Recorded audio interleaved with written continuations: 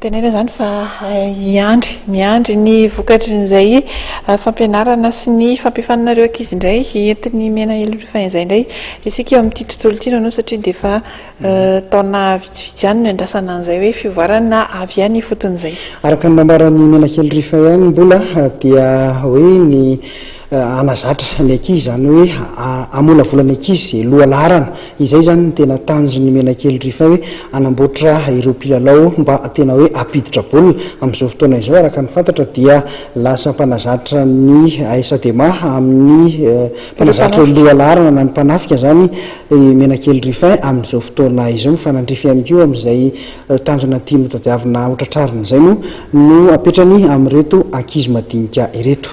Mbola ho an'ny tanora izay ihany mbola kitra hifindra eny amin'ny komina Lasory indray koa isika.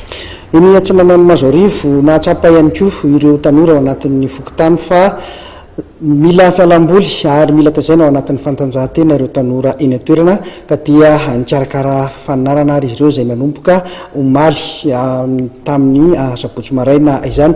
Araka ny fantatra dia avy hatrany dia nampahafantarina tamin'ny fiandohan'ny fanarana ireo amboara hozaraina mandritra ity fanarana ity. Izany moa dia ho fanomezatoky ireo mpandray anjara fa dia izy tokoa ny amboara goavana atolotra ho an'ny mpandresy.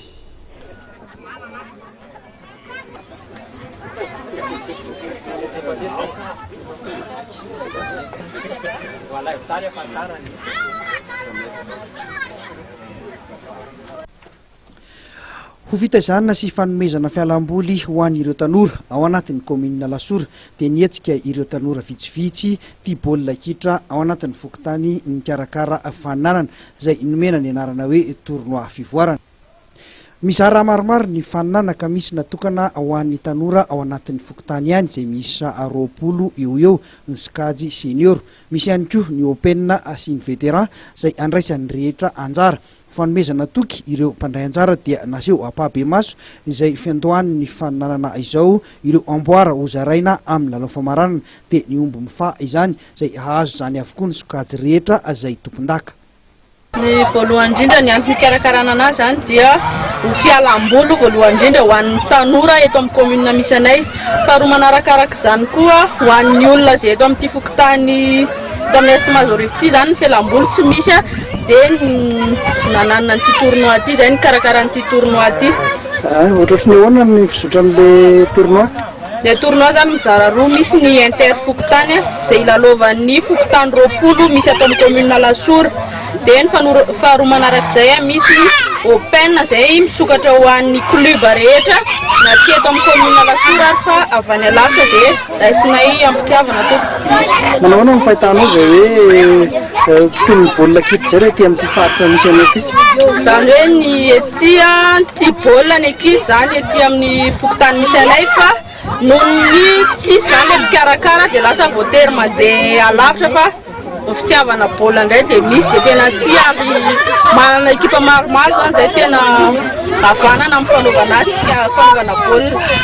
Vao manomboka ilay fanarana dia efa ampiseho an'ireo mpandray anjara ny amboara izay hozaraina. Inona misy antony manokana ve izay? Ny antony manokana dia amin'ny lalao azy izay tsy fitadiavam-bola akory dia ny ezahanay mpikarakara mihitsy tonga dia nividina zany le kopy dia ho prezentena amin'izareo amin'izao voamendo izao ny fananana mba tsy hoe eritreretana zany hoe ho fitadiavam-bola fotsiny ity anaovana ny tournoi ity fa tena ho fialam-boly tanteraka ho an'ny zanaky ny komina sy ireo club hafa izay tia lalao baolina kitra. Amin'ny maha-open izay izavy ny afaka mandray anjara mbola voafaritra ato anatin'ny komina ihany dia samy misokatra amin'ireo any ivelany? Misokatra ho an'ny ekipa avy any ivelany zany ny tournoi le open koa manasa antsika rehetrarehetra club avy any ivelany ihany zany hisoratra anarana aty amin'ny fokontany Est Mazorivo na hiantso ny laharana 033 06 233 31. Oferana ve nisy mpandray anjara? Zany hoe eo amin'ny 420 zany raha be indrindra no mpanjay anjara ilaina amin'ilay tournoi open fa amin'izao fotoana izao zany dia mbola mandray an'izay te handray anjara izay.